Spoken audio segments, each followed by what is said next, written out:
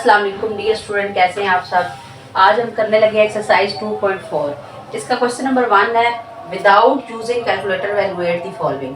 ये कैलकुलेटर को इस्तेमाल किए बगैर आप इसको वैल्यूएट करें। हमारा पहला पार्ट है log 2 की पावर 18 माइनस log 2 की पावर 9। हमने क्या करना है, लॉग का ला अप्लाई करते हुए बीच में जब माइनस का साइन होता है तो मतलब कि ये आपस में चीज़ें डिवाइड हो रही होती हैं। तो हमने इस ला को इस्तेमाल करते हुए log 2 बेस ऐसे ही रहने दी 18 डिवाइडेड बाय 9, यानी 18/9 हमने लिख दिया। अब हमने 9 1 द 9 9 2 द 18, तो यहाँ आ गया 2। log 2 हमारे पास बेस थी और इसके ऊपर भी आ गया 2। जब बेस और पावर सेम होती है log की तो वो 1 की इक्वल हो जाता है, तो ये 1 की इक्वल हो गया। ये हमारा इस क्वेश्चन का आंसर है। उसके बाद मैंने किया है आगे इसका क्वेश्चन नंबर 5, इसका 5 पार्ट किया है मैंने। उसमें वो कह रहा है कि 1/3 log 4 की 64 प्लस 2 log 5 की 25 हमारे पास है। हमने 1/3 वैसे ही लिखा, log 4 उसकी बेस भी वैसे लिखा। 64 हमें पता है अगर हम 4 को 3 दफ़ा मल्टीप्लाई करें 4 क्रॉस 4 क्रॉस 4 तो वो 64 बन जाता है, तो हमने 4 की 3 लिख दिया।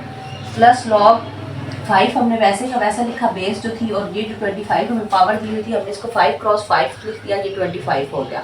अब हमें पता है कि जो पावर होती है वो पहले आ जाती है log का ला इस्तेमाल करते हुए। 1/3 एज इट इज रहा, जो 3 पावर थी ये पहले आ गई, log 4 की 4 हो गया प्लस 2 ये हमारा एज इट इज रहा, और ये जो पावर थी ये पहले आ गई, तो हमारे पास log 5 की 5 बन गया। अब हमें पता है कि जब बेस सेम होती है वो 1 की इक्वल हो जाता है, बेस और पावर। तो log 4 जैसे log a की a इज इक्वल टू 1 होता है, इस लॉ को इस्तेमाल करते हुए log 4 की 4 1 हो जाएगा और log 5 की 5 1 हो जाएगा। ये 1/3 इस 3 के साथ मल्टीप्लाई हो रहा है, तो हम इस 3 को इस 3 से कैंसिल कर दिया, 1 आ गया।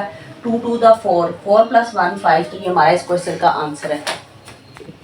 अब हमारे पास ये जो पार्ट नंबर 2 है 3 4, ये आप लोगों ने खुद सॉल्व करना है। अगर आप लोगों से सॉल्व ना हो, ये सेम उसी तरह जिस तरह मैंने 1 और 5 पार्ट इसका सॉल्व किया है। अगर आप लोगों से सॉल्व ना हो तो आप कमेंट में बताइए, मैं आपके लिए इसकी वीडियो बना दूंगी। और ये पार्ट नंबर 6 मैंने सॉल्व किया है, log 3 की 12 प्लस log 3 की 0.25। अब हमारे पास ये क्वेश्चन है, तो हमें पता है कि दो बेस जब सेम होती है तो दो चीज़ें, अगर बीच में प्लस का निशान है log के, तो हमें पता है ये ला हमने पढ़ा हुआ है, तो ये दो चीज़ें आपस में मल्टीप्लाई हो जाती है। तो हमने इनको बेस log 3 बाहर लिखा और इनको आपस में मल्टीप्लाई कर दिया। 12 को हमने जब 0.25 से मल्टीप्लाई किया तो हमारे पास 3 आ गया।